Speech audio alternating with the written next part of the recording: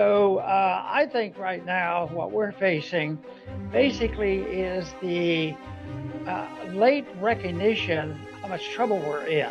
And of course, they're once again saying, well, yeah, there's too much government. We have to cut waste, fraud, and abuse. Well, I've heard those terms all the time over the years, and nothing really happened.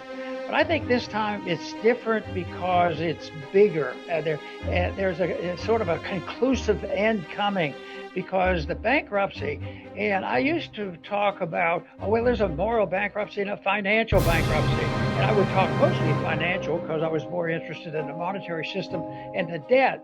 But, lately, I think I have been moved. Not that I think there's a big difference between it because you can't separate the two, but I think the moral bankruptcy is what exists and has existed throughout all of history. Good versus evil, and the whole thing about natural law versus government law. All these things. These are the big pictures, and where do people fit in on this? And then I try to simplify and say, well, are you an interventionist or not? And I can talk to you about, where you want to intervene. Oh, yeah, I want to intervene and do this and that. Well, my view is that we as individuals, and especially if you're in government, you should be a non-interventionist other than to deal with people who are aggressive and causing trouble. But for telling people how to live, what to do, how to spend their money, how to draft kids and send them around and start wars and without declaration, all this stuff, there's a lot of interventionists. And guess who I think it is? I think there's just only two parties you ought to worry about, Republicans and Democrats, because they accept these principles. But that doesn't mean I can't see the difference. And in some places, there definitely is a better movement. They all talk about, now, oh, you got to cut the spending. But I think it's coming to a climactic end. I think $36 trillion or something, and then I hear schemes like, oh, all we have to do is buy a couple crypto and they're going to go up in value, we're going to pay off the national debt. Well, that's just grabbing at straws on solving the problem, because the problem is a moral approach to committing oneself to non-aggression. I'm not going to use force, but everything government does is the use of force, and that has to be designed. There will be some force. We have a national defense and things like this, but individuals. Our problem, I think, stems from the fact that most people still, in spite of all the violence in the street, most Americans would say, no, you shouldn't lie, cheat, steal, and kill people. That's aggression. But what do we do when governments do it? We totally ignore it and participate in it and send them money without even paying any attention to the restraints in the Constitution. I'm thinking, like declaration of war. Look at all the war and the killing that's gone on and all the money spent, which is all unconstitutional and it's violent. The monetary system is just an act of violence. That is so corrupt. That's fraud and abuse. And yet that isn't even being discussed today, how terrible that is. But you or I, Patrick, if we did it, that we'd go to jail for that. And they still know that if we steal and hurt people, that's bad. But if you look at it, stupidity and ill-advised people and people who just want more power and money in government, they cause a lot of harm. And if I compare that to, what people think, oh, all we have to do is get rid of USAID and things will be okay. I'm for getting rid of that, believe me. But there's a lot more to it. I want to see and discuss the philosophic principles that allow people to justify their involvement in participating in this violence. So how do you feel about what they're doing with Doge now? And if you were an advisor at the highest level, maybe even leading the charge, what else would you go after next? I would go after, I would still want to attack it in a philosophic way. Today, see, if you have a bad program, and right now we're starting to see that they'll have to retain some of USAID. And it's the principle, if you permit something, just 10% of what you think is, that's the seed, it'll grow. If the Congress has an argument. Should this budget be $100 billion or $90 billion? And they said for 95, that's not progress. That's endorsing 100% of the principle that they should be involved in either, some type of social program that's helping the very wealthy, the pharmaceuticals or the military-industrial complex. So once you commit to that principle, then we're in trouble. But if you're looking for one item, I go back to the item that motivated me to get involved in the details of it, and I would think that if you didn't have this privilege of the very few people who are involved to be able to create the worldwide reserve currency, the dollar, and that would be our Federal Reserve. I mean, that's how everything is paid for. And that is the most immoral thing in the world because it's a debt. I mean, it's a tax. It's a tax. It's a wicked tax on the middle class and the poor because they print the money, devalue the currency, and that is a tax on the people. And they try to balance this. And we just had a meeting this week with the Fed, and they talk about technicality, this and that and that. And none of that is possible. You can't know those things in economics. And so I just get a biggest charge or disgust too with all the talk about what should interest rates be. Ron, what would you do? What would you do to interest rate? Well, I wouldn't try to decide because the interest rate is so important. It tells you the price of money and whether the activities that the people are participating in are wise decisions or not. So I think it's that big picture that I want to see. And I would still go if you had the one thing. Some people ask me this, and I'll say, well, let's change one law. The Federal Reserve cannot buy government debt. And because they buy the debt, there's a guarantee, and we're wealthy and all that. But I also recognize that if I was there and I did that, and no more government purchase of debt, you better be prepared because that would probably cause a civil war. Do you think the philosophies of the libertarian, you would still consider yourself a libertarian today? Yes, would you consider yourself a libertarian? Yeah, I use the word, but there are ways to qualify. Even within the Libertarian Party, there are libertarian-leaning type or conservative-leaning, yes. But I still call libertarians is the best term that I use. Although because some people think that's a negative term, I frequently will use a freedom and liberty, but libertarian. As soon as they put the IAN on there, people are saying, "Oh, you're just a libertarian." So I use it, but I know if you said, "Do I call myself a libertarian?" I do. Okay, so whenever I see IAN at the end, I think about Armenians because I'm half Armenian, so I think about libertarian in a different way. But the reason why I asked that question is, do you think the libertarian philosophies would be very difficult to do for a company as big as ours, a country as big as ours, where it would be a good philosophy to start off a nation with? So even if somebody like you got in, it would be very hard to get it to the levels that you would like it to get to. Because to get it to the levels that you'd like it to get to, it's a massive disruption to the system, no?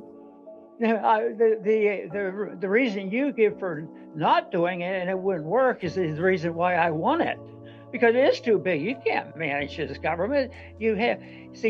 For me, all activity, social, religious, sexual, international, every activity should be voluntary. Both sides have to have a voluntary agreement to what they're doing. That's what happens in the marketplace, and there's a lot of that left, but there's a lot of corruption in it too because there's so much regulation. So this stuff about how do you do it with this mess we have? Well, I think we have to get rid of it. And the founders knew exactly what they were doing by trying to prevent it. But how many people and how many times do you hear them talking about Article 1, Section 8 and Amendment number 10? they mention it, but you know, it's not very sincere. I remember one time after a debate for the presidential thing, a student came up to me and he was very pleased. He said, "Boy, I understand what you mean and all this stuff." And I said, and he was praising me, and I said, "Well, you know," and I was curious because somebody at that particular night after me, you know, he spouted off how dedicated he was to the Constitution. And when I look at what they do, 98% or 80% of all that happens in Washington is technically immoral and illegal under the Constitution. I said, "Well, why don't you go talk to him?" He says, "Well, I didn't believe him." You know, so he was spouting the delight of the Constitution, but to hear this college kid, I thought it was astounding that all of a sudden I said something, he said something. But so that's what I got impressed with young people. I think young people have a room in their brain to still accept, you know, some of the newer ideas and understanding or renewal of an idea of liberty. And so I think I think it's wonderful that young people will look at it that way, but it's terrible. I still think it can be boiled down to what was readily apparent through all of history of natural law and government law, and even before we had civilization. There were a lot of rules. The main rule is of natural law: you can't lie, cheat, steal, or kill. And that's been known from way back. I mean, that was even before they had printing presses. They knew those were the laws. They were done imperfectly, but as a natural law, people know that, and they know it now, but they overcome it by justification. Oh, but we need it. Somebody is going to be poor, and they won't have any food. Yeah, I am convinced that if you want to have the maximum amount of peace and prosperity, you want to have the most minimum amount of government, because there's this tendency that people who accept the idea that you can use force and it not be something that's immoral, they would go ahead and do it. So that's why governments grow, and you can't shrink them. They will end themselves, and just like the wars end. So you said governments grow and you can't shrink them. So how do you shrink today's?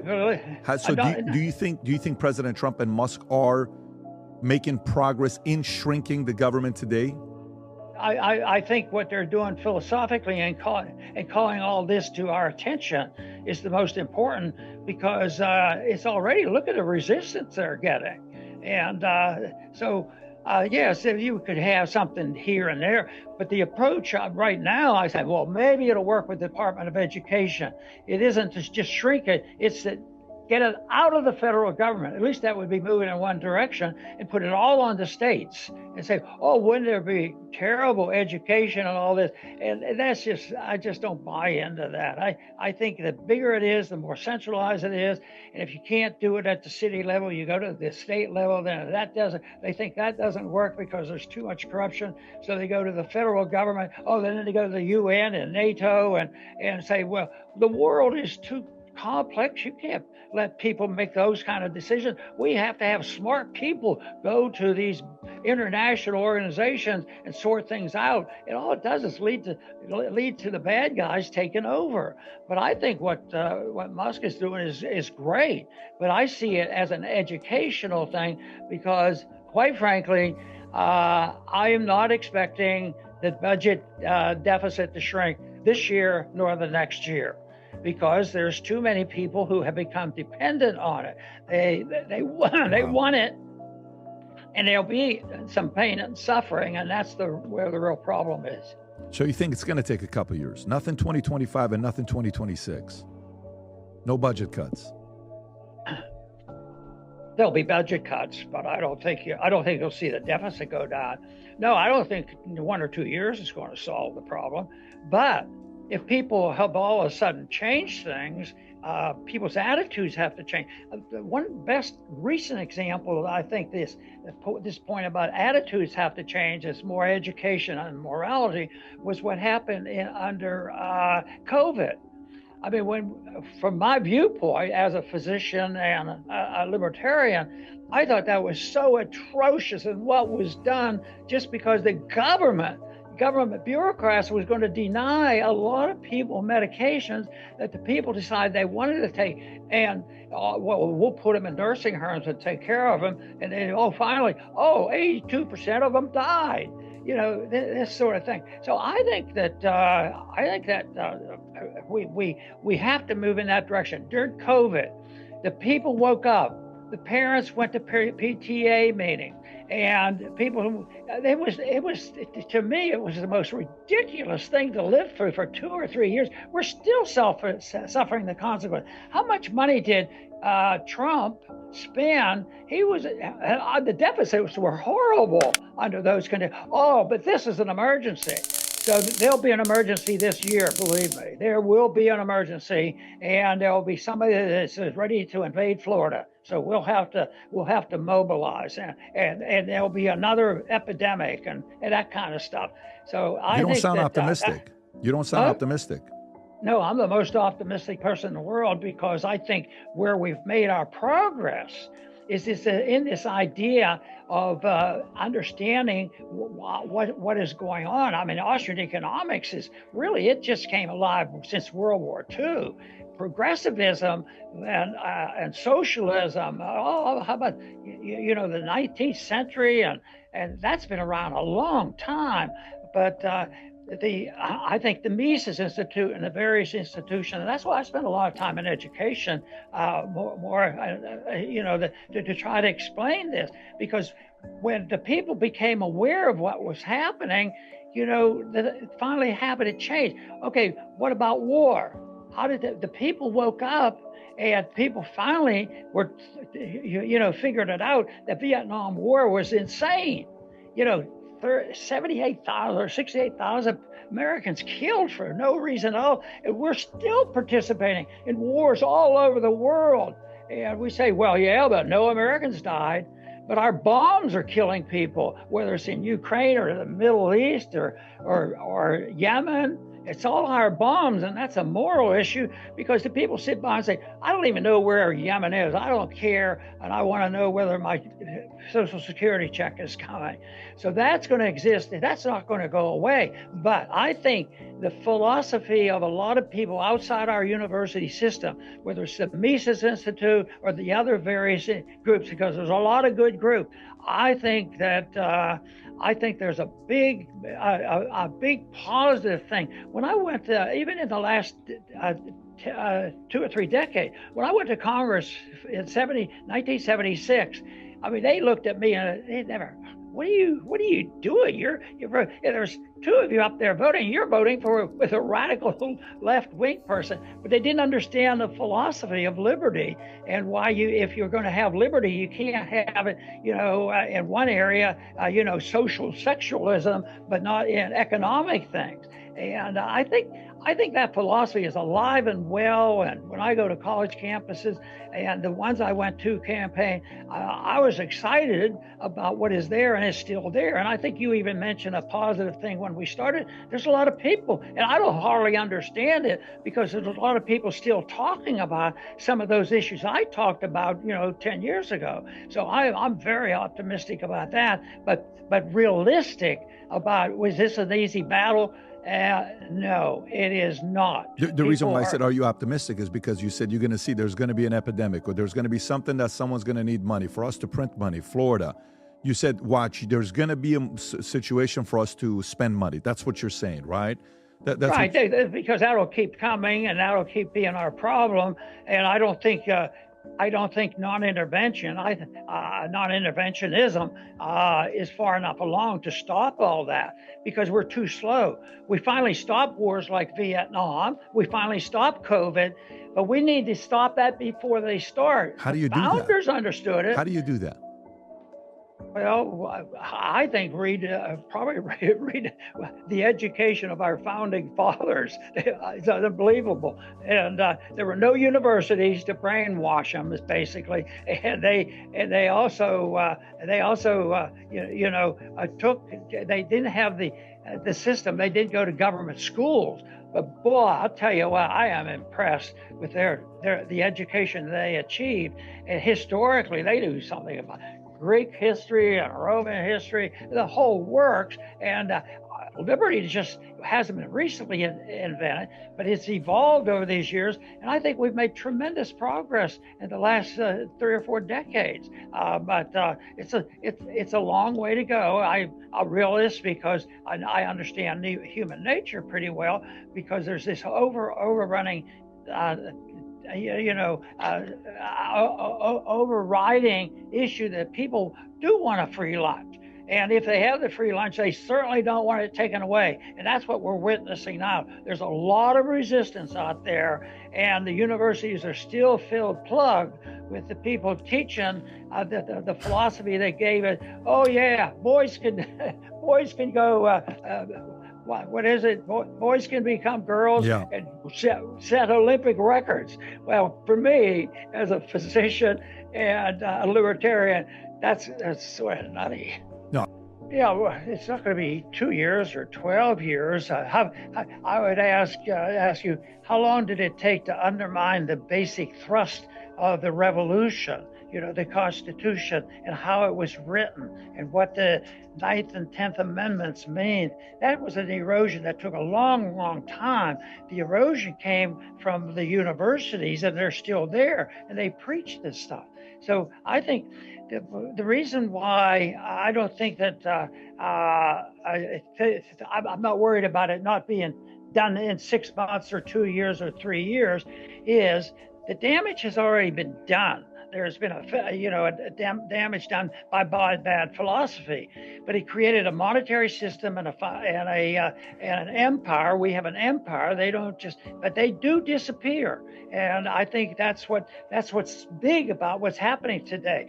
But in economics, if you spend too much money and you have a lot of debt, and then you have a lot of malinvestment, because if you disrupt the interest rate, people do dumb things because they think there's a lot of money being saved, and there isn't. So you end up with bubbles, and the bubbles have to burst. There's a liquidation period. So the sooner people realize that liquidation is good. In 1921, there was this crisis that came up, but in 1921, they were still not they weren't Keynesian, that you had to just print a lot of money.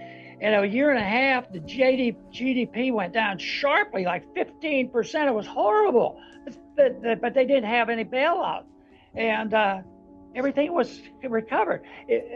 See, what I'm convinced of, Patrick, is that if I got my freedom, and if you had your freedom, and everybody had their freedom, and you couldn't do any violence, that if they took all our wealth, everything in the bank is wiped out, I think that we're a year or two, things would just be so booming, just so people could be rewarded for their effort. And it would never get that bad. There wouldn't be anything there. But if people didn't have an income tax and didn't have to deal with all this nonsense and all this regulation, that's what they're trying to do right now. That's what Musk is trying to do. But it's overwhelming of what it is. So I don't think it'll happen until people understand the philosophy of what's going on economics. Because if you run up a $36 trillion debt, you say, what does liquidation mean? We have to declare bankruptcy. If you or I had, $10 million debt, and we had to quit, we'd have to get another job or declare bankruptcy or something so that we could start over. Right. But not yet. We're not ready to start over yet. We're ready for the liquidation, and that's where the real test will be, because the cultural Marxists said we want chaos in the streets, and they're getting it, and it's going to get worse in the chaos in the street because they want to replace it with true Marxism. I want to replace it with true liberty. I think you're looking for a gradualist approach, and that should always be, when they came up with a vote over the years when I was there, they put it on, attach it to a bill. Let's get rid of waste, fraud, and abuse. So I was cynical. I said, you're not going to do it. And they didn't, but I voted for it. So there is a no, but on me setting the stage and helping the Marxists by pointing out this thing's going to get worse. Well, you don't have a choice. If I were there and imposed all these beliefs on shrinking capital overnight, or no, let's just say gradualism. That's what we're working on right now. Just think of the reaction they're getting. Trump and the whole group to try to cut back. They're getting a lot of groove, but you don't have a choice. The damage has already been done. The money has been spent. The abuse of the currency has been done. You have the foreign policy. What did Trump say today? Well, what we need to do is take over all the electronic plants, all the power plants in Ukraine. Oh, they have oil. We'll take over that. How do we go into the Middle East, which I strongly oppose? They said, don't sweat it. Once we take over that oil, that'll pay for all this warmongering. So they always have that. But the downside, the disappearance of the debt and the malinvestment. People don't talk about malinvestment. That's all the mistakes. That's when they have 2,000 houses and the market said there was only room for 1,000. There has to be a bubble there, and you have to have these corrections. But if you have the correction is going to occur, the people should understand 1921 versus what they did in the Depression. The Depression was horrible. They introduced so many programs, and it never worked until, the war will save us. Yeah, we'll kill millions of people and distract them from the stupid economic policies that we have, and then we keep doing the same thing over and over again, and it goes back to the money issue. You could do any of this thing if you didn't permit fraud by a secret group of people to print money to take care of the special interest. Well, the poor people have to eat, don't they? Yeah, the poor people in the pharmaceutical industry, the military industrial complex, none of that would exist if you couldn't print money and maintain an empire that has demanding and control of the reserve currency of the world. That it dies. They die over the centuries, and this one is in the death throes pretty soon. It will, but it won't be because we're tinkering around and cutting a couple dollars here and there. That they're using force to get what they want. It's anti-libertarian. It won't work. It'll eventually crash, and that's when people can gang up on the people who are doing this. They're using violence to carry these things out. And how they want to do it. So what they have to do, they have to own the government. That's why you have, the best thing that Musk has done has exposed, the amount that USAID has been involved. That to me is really amazing. But, most people can understand if I go into your house and steal something from you, it's still wrong and I can go to jail for that. But when the government goes and you have regulators and you're building buildings all over the place and you get special deals and then you get the loans from the government. The government, this USAID, shows how the special interests went in a circuitous way around all the rules that were there and give money out to the special interests. And most of it was political manipulation. So that has to cease, and it will, because the money's going to quit working. You say, well, that's chaos. Yes, it is. But when it comes suddenly and you have a chaos, then you have Venezuela and Zimbabwe, and that's a lot worse. So you want to prevent that. But so my position is not going to be one where next year we're going to have a vote and say, Ron Paul was right. We should cut our spending. So we're only going to vote for people in the House of Representatives that agree to cut 10% of the budget every year and work our way out of it. ain't going to happen. That doesn't work that way. The liquidation has to occur, and unfortunately, it's very dangerous. And that's where we'll see the problem. And it's a contest between who picks up the pieces.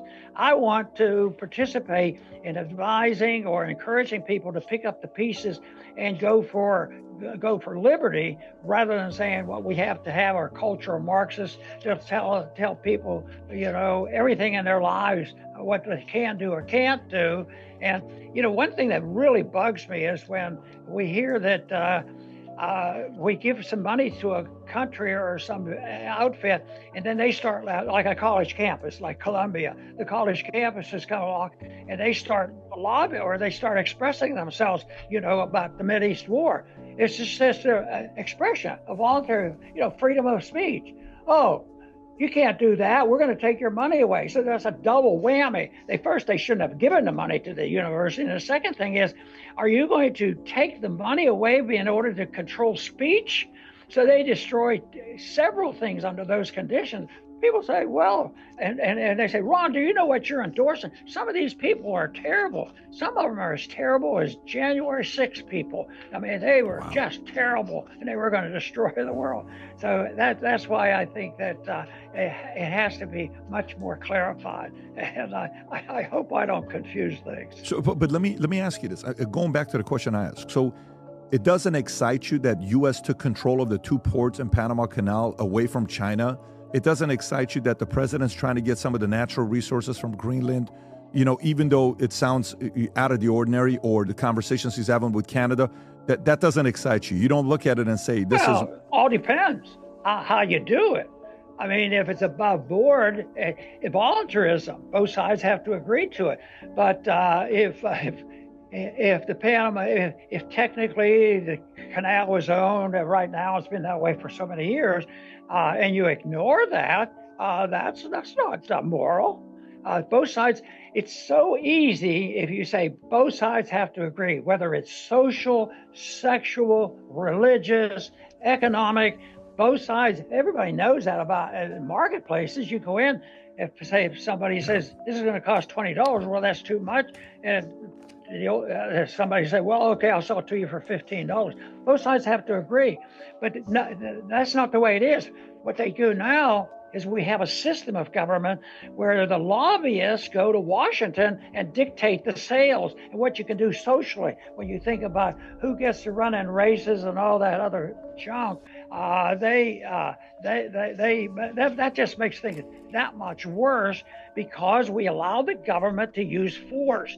People say, well, so you have to have force. Yes, if I was drafted in 1962, and there were Russian missiles and Soviet missiles in Cuba, and I wasn't somebody that that actually.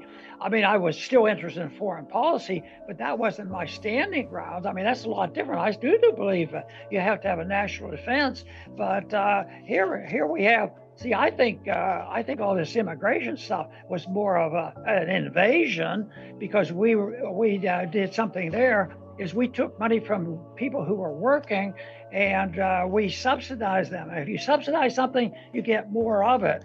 And then we have these millions of people come in that aren't exactly our friends, and we avoided the whole principle of property rights, because if somebody comes into your house, that say, oh well, we're short a house, I want to live in your house, and we have a right to this. Most Americans would say, kid, you get out of here. But what if you have a town that has 1,000 people, and they've worked for 25 years to have an infrastructure, and the government sends them 10,000 more, and they put them in a hotel? That's insane. But it's a property rights thing there. It wasn't voluntary. There wasn't two sides agreeing. But if somebody comes in and says, I've worked hard, I've saved this money, and I want to buy this and that. So people just really ought to understand what voluntarism really means. It's fantastic. It would solve a lot of problems, and it's not complicated. Sir, what year was it the first time you got into politics? What year was it? First year? The first minute was on August 15th, 1971, listening to Nixon giving a speech, because I was interested in monetary policy.